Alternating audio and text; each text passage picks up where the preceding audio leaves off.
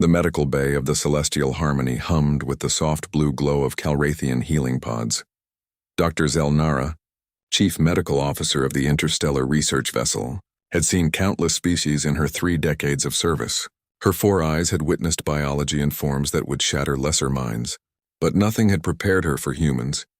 It hurts. Down there, too. The human named Marcus groaned, pointing toward his lower leg with a grimace that exposed his peculiar flat teeth. The accident in the cargo bay had been unfortunate but minor. A fallen crate, some bruising. Nothing the Calrathian regeneration field couldn't handle in moments. Zelnara had treated far worse. She moved her scanning appendage over the indicated area, her concern mounting as the readings flickered erratically. "I must examine the damage directly," she said in her melodic, multi-toned voice. "The scanner is not providing clear data."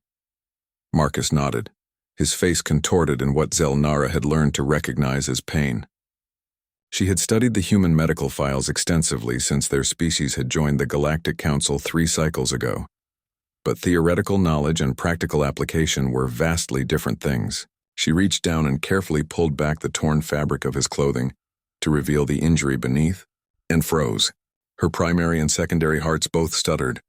Her 4 eyes widened in synchronized horror. The datapad slipped from her tertiary manipulator and clattered to the floor. "By the 7 sons of Calrath," she whispered. The human's leg was a battlefield. Beneath the translucent dermal layer, she could see the intricate network of what humans called veins and arteries. Exposed. Vulnerable tubes that carried their singular, centralized circulatory fluid. No redundancy. No backup systems.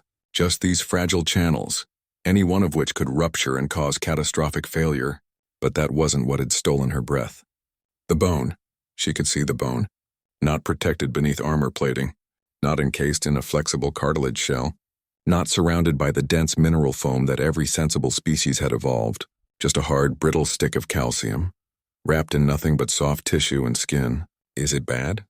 Marcus asked, his voice tight. Zelnara's medical training kicked in, overriding her shock. She had to remain professional. But her vocalization trembled as she spoke. "Marcus, how are you alive?" The human blinked at her. "What do you mean?" "It's just a bruise." "A bruise?" Zelnara's voice rose an octave. "I can see your skeletal structure. I can see your circulatory system.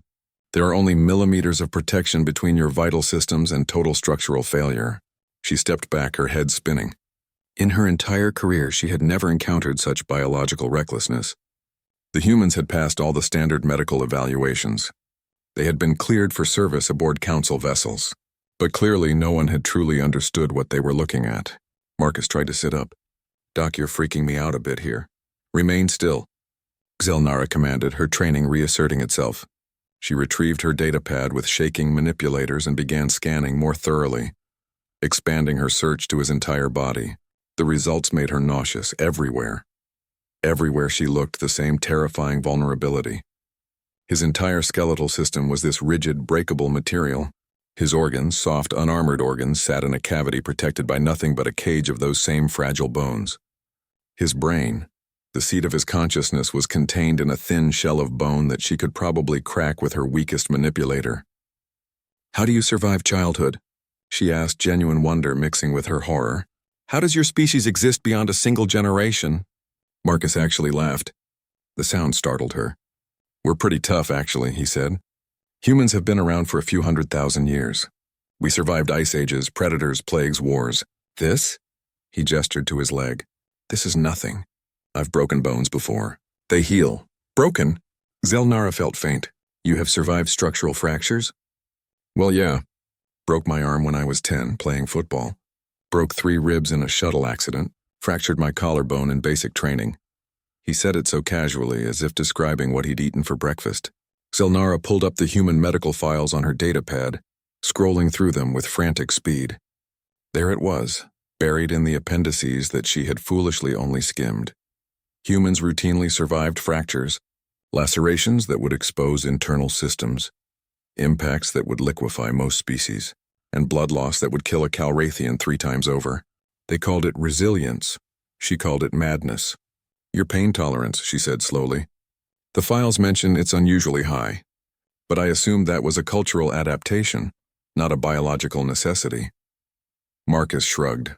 Another disturbingly casual gesture. Pain lets us know something's wrong, but we can't afford to let it stop us. Back on Earth, if you stopped every time something hurt, you'd probably get eaten by something bigger. Eaten? Oh yeah, we weren't always at the top of the food chain. For a long time, we were prey. Had to learn to keep moving even when injured. Selnara felt her worldview shifting. Every species in the Galactic Council had evolved on relatively peaceful worlds. They had developed advanced cognition in environments that allowed for fragile biology, because their intelligence had eliminated most threats before they could become existential. But humans had gained sentience in a crucible. They had become intelligent despite being fragile, because they were fragile. Their weakness had forged them into something paradoxically stronger. She looked at Marcus with new eyes, all four of them. The bruising will heal in a few solar cycles, she said quietly, running the regeneration field over his leg. But Marcus, I need you to understand something. What you consider normal is, to the rest of us, absolutely terrifying. Marcus grinned, and for the first time, Zelnara noticed the predatory quality to it. The way his eyes focused with hunting precision. The way his muscles tensed with coiled power despite his injury. Doc, he said, you should see what we're like when we're really in danger. This is just another Tuesday. As he left the medical bay, limping slightly but unbowed, Selnara updated her medical logs. She added a new designation to the human files. One that would send ripples through the medical community of the Galactic Council. Biohazard level. Death World survivor. And below it, a personal note. Never underestimate what desperation and fragility can forge.